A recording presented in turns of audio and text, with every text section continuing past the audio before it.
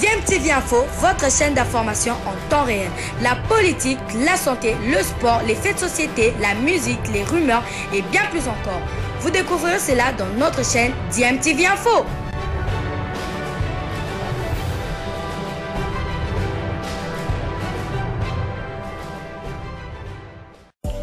Vous êtes sur DMTV, bonjour ou bonsoir, tout dépend de l'heure à laquelle vous nous suivez. Tout plaisir est pour nous de vous retrouver, mais surtout de savoir que vous êtes nombreux en train de suivre votre chaîne YouTube DMTV. DMTV qui vous propose l'actualité, vous propose également des analyses et des réflexions sur des sujets d'actualité, sur des faits sociaux, tout simplement sur des réalités que nous observons ici chez nous en République démocratique du Congo. Processus électoral à la Fédération congolaise de football association, tout est à refaire.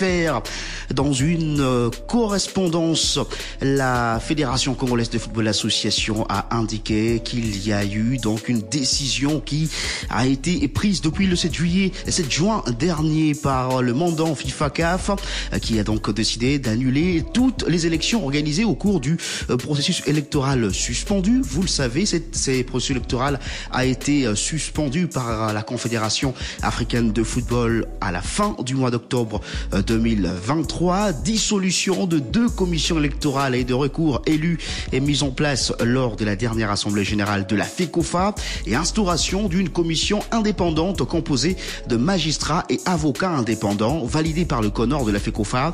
Cette commission indépendante aura pour charge vérifier la conformité des candidatures de membres aux commissions électorales des recours aux prescrits statutaires en vigueur, rejeter toutes les candidatures non conformes aux dispositions des statuts de la FECOFA, soumettre les candidatures conformes au CONOR pour le vote à l'Assemblée générale de la Fédération congolaise de football association, et le mandat de cette commission indépendante prendra fin à l'entrée en fonction des commissions électorales et des recours nouvellement élus et mis en place. Confection par le CONOR de la FECOFA d'un nouveau calendrier électoral réaliste pour l'ensemble du processus électoral. Il faut rappeler que l'ancien processus électoral était déjà arrivé à plus de 80% de son terme, avec l'organisation des élections à la base, avec les dernières élections organisées au niveau de Ligue provinciale.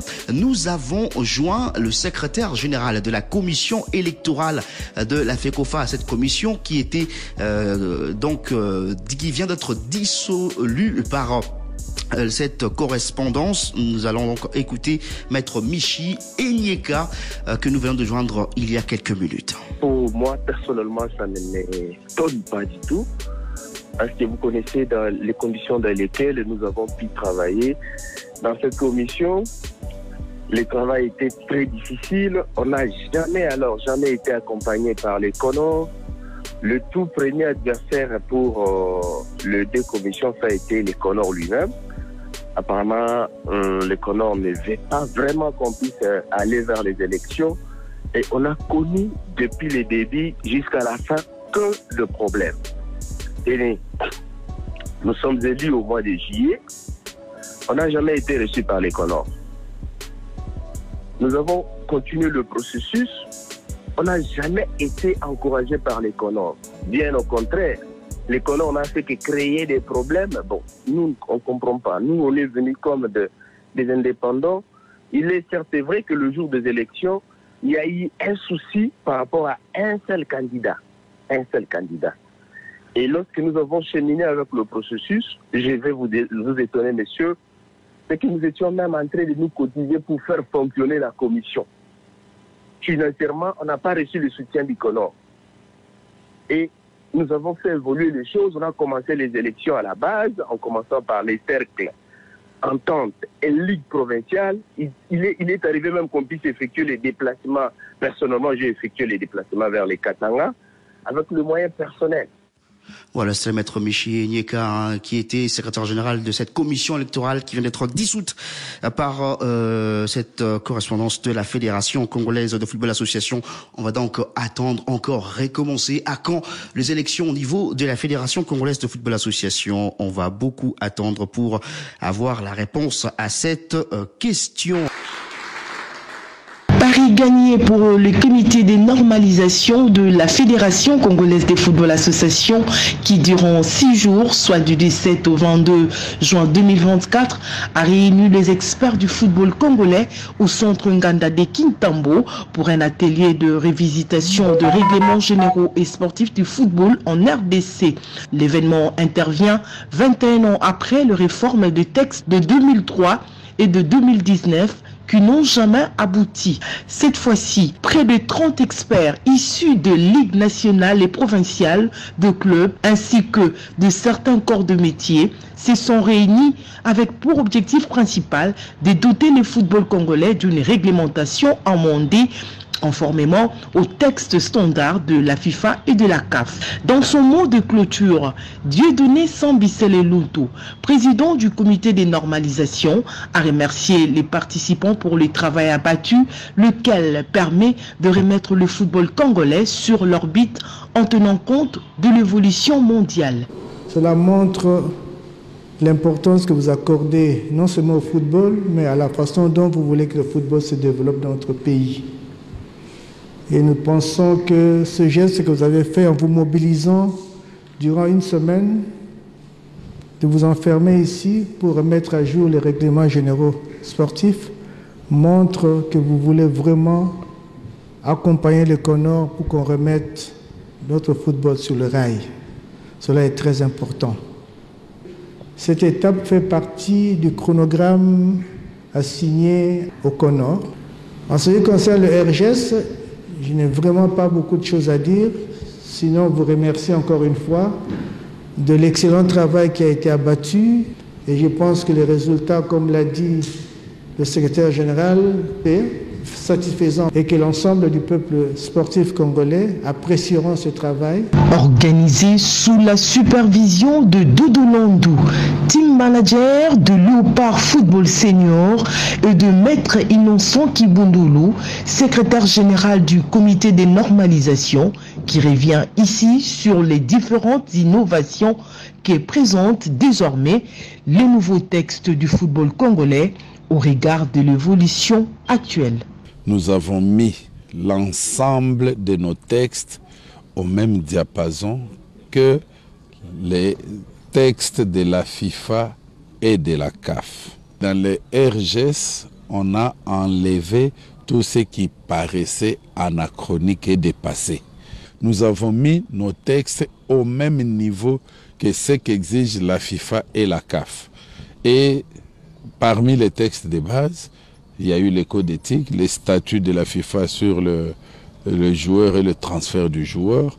Nous avons pris aussi le code de discipline des 2 instances et bien d'autres textes qui sont vraiment intégrés dans notre arsenal juridique. Et il y a eu beaucoup d'innovations, tant dans les règlements généraux et sportifs que dans le code disciplinaire de la FECOFA. La vulgarisation aura lieu, mais le mieux, c'est de se procurer de ces textes-là. Et j'ai pris que la FECOFA ait les moyens nécessaires pour les distribuer, pourquoi pas gratuitement. Ces textes révisés sous l'œil expert d'acteurs du football concernent tous les aspects de la gouvernance du football, du statut de joueur à la gestion des instances dirigeantes, en passant par la mise en place d'une chambre nationale de résolution des litiges entre joueurs et équipes, entre clubs et instances dirigeantes. Pour ce qui est du football, c'était nécessaire de revoir, de retoucher, d'élaguer, d'ajouter sur les règlements généraux sportifs qui existaient déjà. Je prends le cas aujourd'hui, je me félicite parce que ça a toujours été mon souci, cette histoire de joueurs éligibles pour un match à reprogrammer.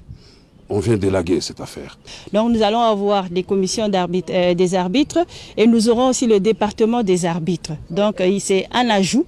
Et puis il y a aussi quelques amendements par rapport à ce qui concerne les arbitres, leurs sanctions qui ont été modifiées. Certains ont été revus à la baisse et d'autres ont été revus à la hausse selon les erreurs qui seront commises. Et puis nous avons aussi ajouté au niveau du RGS les sanctions que doivent recevoir les officiels qui commettent des infractions vis-à-vis des officiels de match. Le football sans loi, ce n'est que la jungle. Les lois partent du terrain et en dehors du terrain et sur l'organisation. Les supporters doivent retenir qu'ils sont responsables et leurs actes, les clubs sera préjudicié. Aujourd'hui, les gens viennent au stade insulter, se battre, casser. Mais dorénavant, on a beaucoup plus accentué sur ces sujets.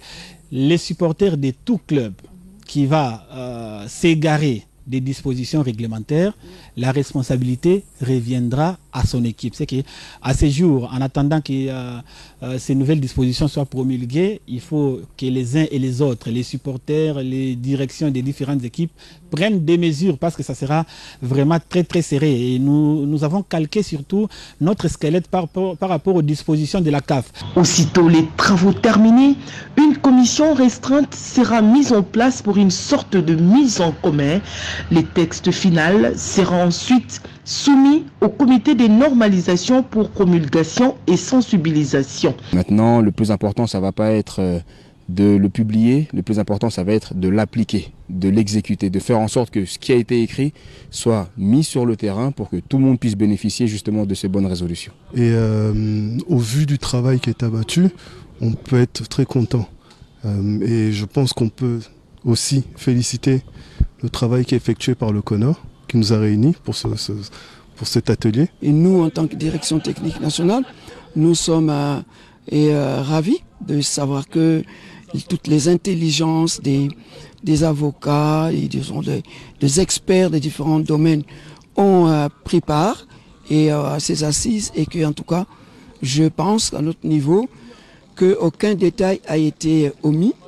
Avec ces textes sportifs nouveaux, le football congolais se met déjà au standard international pour sa modernisation.